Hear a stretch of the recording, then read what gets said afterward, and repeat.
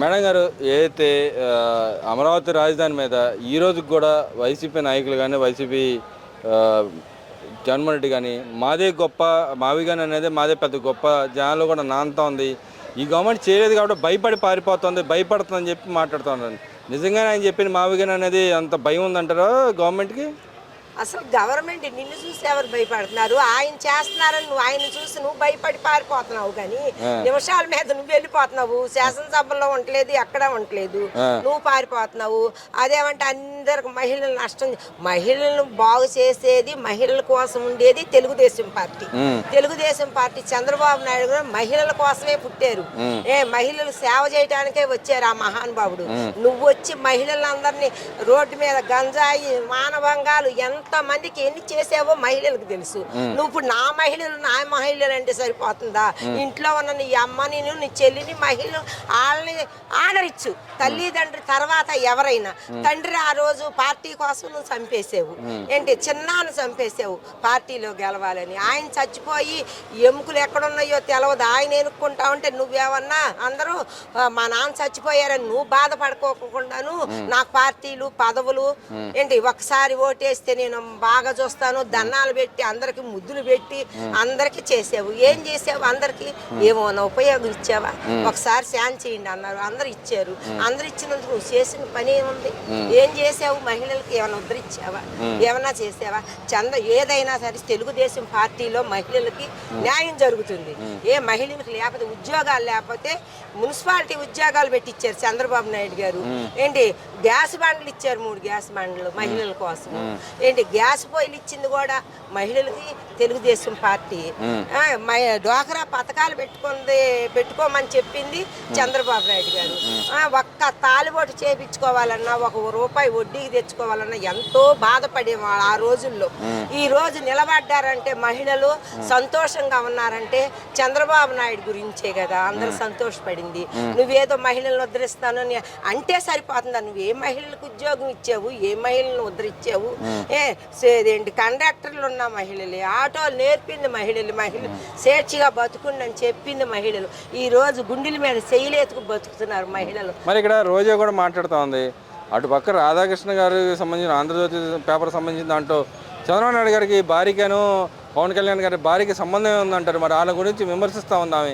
దాన్ని ఎలా చూడొచ్చు అంటారు? అసలు ఆ రోజా గారికి అసలు ఇది లేదు. తోటి మహిళల్ని బాధపడితే ఎలాగని మరి నువ్వు నీతో పాటే పవన్ కళ్యాణ్ సినిమాలు తీశారు. ఆయన క్యారెక్టర్ ఎలాంటిదో నీకు తెలుసు, నువ్వు అనుభవం. మేమంటే ఇక్కడ ఉంటున్నాం పల్లెటూరుల్లో ఎక్కడో సాట.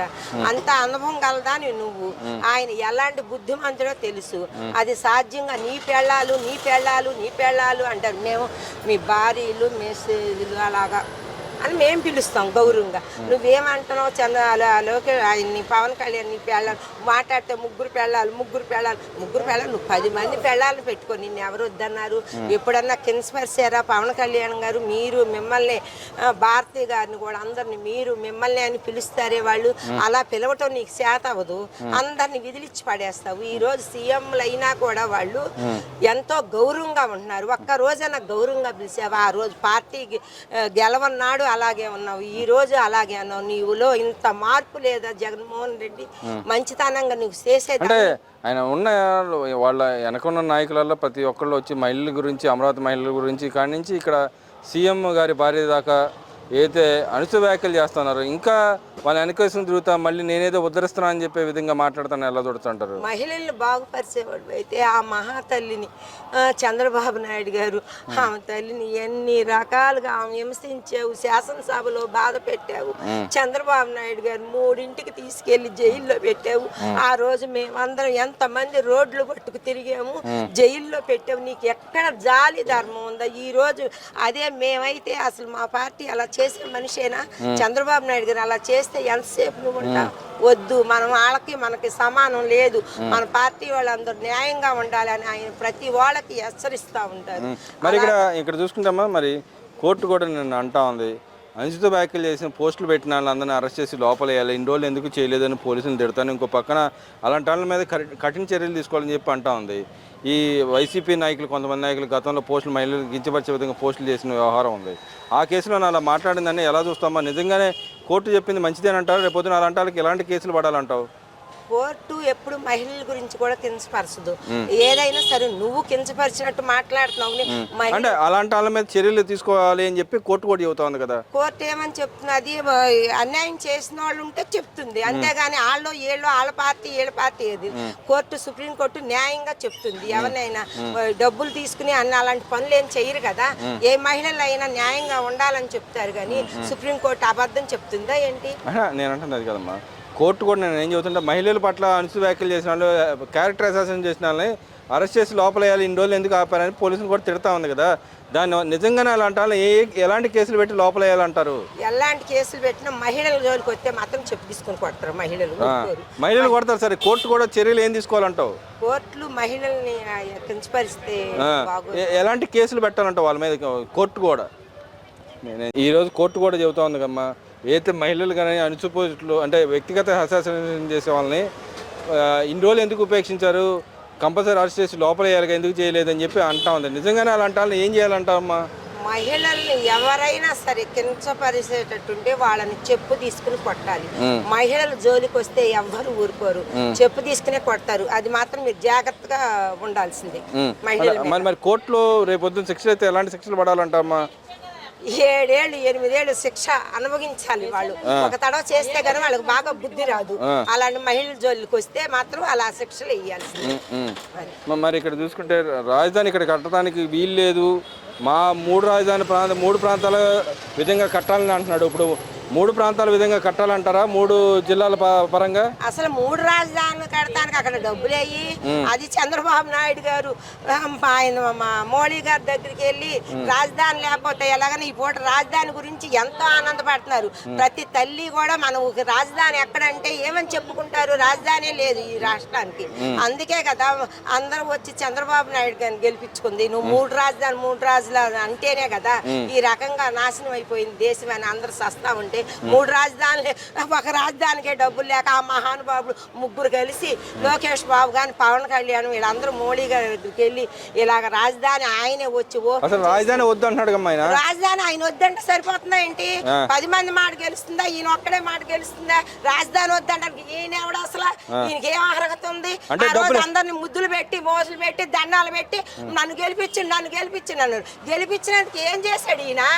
ఏం చేశాడు? డబ్బులు లేకపోతే ఇది తెచ్చిస్తున్నాడు కదా, అందరికి నేను సోట్లు ఇస్తున్నాను, స్థలాలు సొంత స్థలాలను తీసుకెళ్లి రాళ్ళు ముద్ర వేసుకుని అదేదో ఆయన ఇచ్చినట్టు దానం చేసినట్టు రాయల మీద అంత చెక్కులు చేసి లక్షలు ఖర్చు పెట్టాడు దానికి. ఏంటి అది?